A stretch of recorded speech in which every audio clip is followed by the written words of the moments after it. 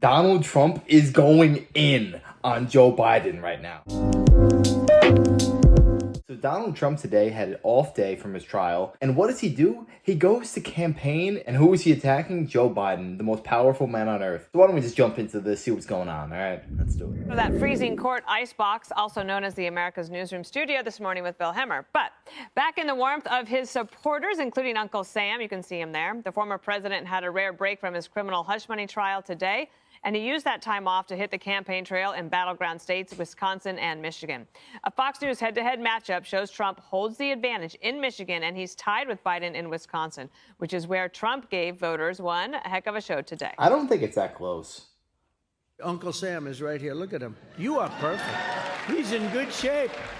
Thank you, Uncle Sam. Look at this guy. You think Biden can bend down like that? I don't think so. We're leading virtually every swing state by a lot. And we're going to make America great again.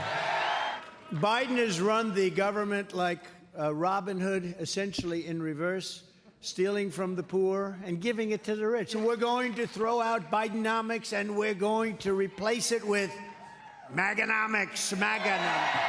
But isn't it nice to have a president who doesn't need a teleprompter? Not that he can read it anyway. You could be the biggest Trump hater in the entire world, but you have to give credit where credit is due. He goes up there on stage and just wings it for like 2 hours. There's maybe a handful of people who could do that. Meanwhile, Biden just struggles reading teleprompter, just like you said. Honestly, crazy how some people think he's the better option. A new report claims he's working on highly secretive campaign videos in his home state of Delaware.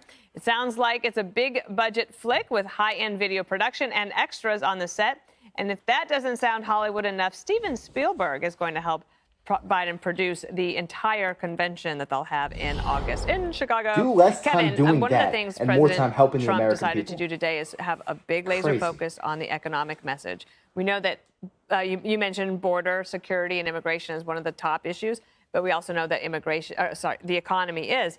And he really talked about how Biden is saying that he would let Trump's tax cuts expire and letting that settle into the people's consciousness. So your thoughts on Maganomics and comparing that to Biden?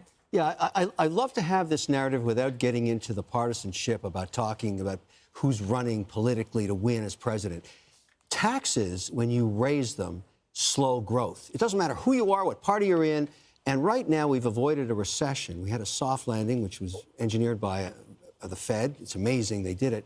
The last thing you want to do now, while inflation still is above 3%, is to whack it with more taxes, because when you tax the middle class, that is a form of inflation. You leave them with less money to deal with an already inflated cost of food and energy and housing. That's a really, really bad idea. But I get the rhetoric of saying, let's tax the rich, let's make them pay their fair share. You've been listening to that for 200 years. That's ever since the first tax came to America. But it doesn't work right now. I'm against changing anything that would cost more to the middle class, because we keep forgetting all the time that 62% of jobs in America are created by small businesses, family businesses in America. They're already struggling with inflation. We got to give them a break. So who's ever president, we got to keep the taxes the way they are. And there's one other aspect here that people got to think about. We're in the G20. We compete with other countries for capital. That's what I do. I run around the world raising capital to bring it here to America. That's what I do. We want to be in the middle in terms of taxation, not at the top end. We don't need to be at the low end, in the middle where we are right now. When we were seeing all this contorting of pharma companies leaving for Ireland 2 decades ago, is because it wasn't fair. The taxation was too high. Let's not do that to ourselves again. Let's stay exactly where we are. So what I hope happens here, even if Biden wins, is somebody will talk sense into the policy and say, not now. You won. You're president. We're not going to do something stupid to our economy. But this should be an election issue. The reason the market's so buoyant, the reason it hangs in here, and you have a little small correction, but there's a 50-50 chance you get better policy for small business and large business in America. And that's because Trump policy is more accommodative for business, less regulation, more support for energy, better in terms of foreign, in terms of what you think about how you have to compete foreign. I think that's why the market's waiting to see what happens. You see, that's the thing. In theory, tax the rich sounds like a good idea. Like, oh yeah, the people who make billions, just make them pay a little bit more. No, but that doesn't work. Because when you tax the rich, they're just going to move elsewhere. Look at California, for instance. Elon Musk, Joe Rogan used to call that place their home. Meanwhile, what did they both do? They left to Texas. Less taxes. And what does that mean? Less jobs for people in California. California is just getting worse and worse by the day. You don't want to tax the rich if you want to get the middle class rolling again. You want to stimulate growth and have tax incentives for keeping companies in this country. So many countries now are outsourcing to India, China. We need to keep this all in America. Biden, by taxing the rich, it seems like a smart idea, but he's just forcing these companies out of this country. 2020 was a weird campaign because of COVID. But 2016, he was a happy campaigner. He's back out there. How can what you saw today compete with like a Steven Spielberg production? Well, I think Steven Spielberg is perfect for Joe Biden. He did make Jaws, so he's used to working with a dead fish. And he also did E.T., which, like Joe, is another shriveled creature that can't work a phone.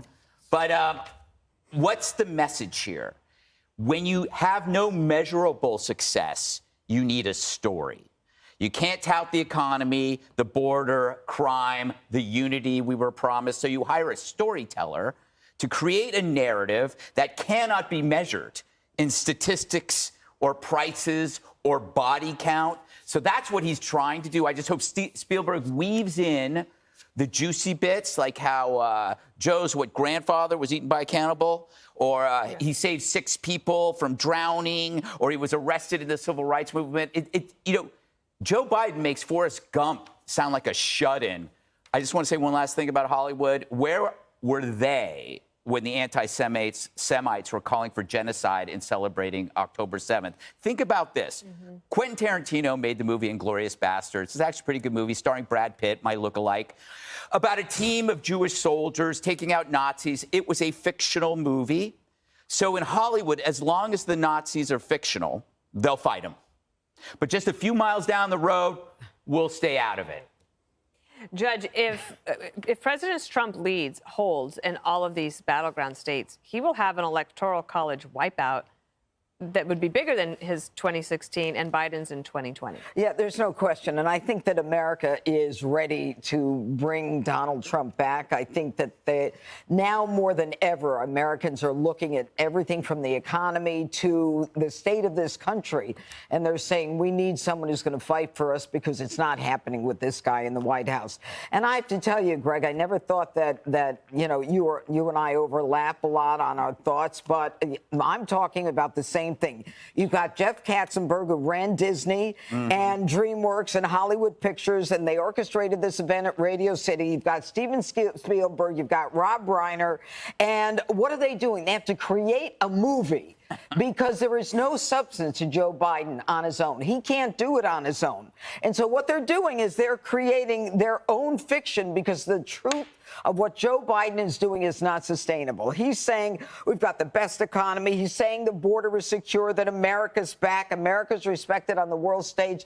It's all nonsense. Al Jazeera today is cheering about those kids on the universities. And then you've got Putin bombing in the Ukraine. You've got the Taliban running Afghanistan with the weapons that we left there. Israel having its hands tied behind its back. And Xi Jinping is licking his chops.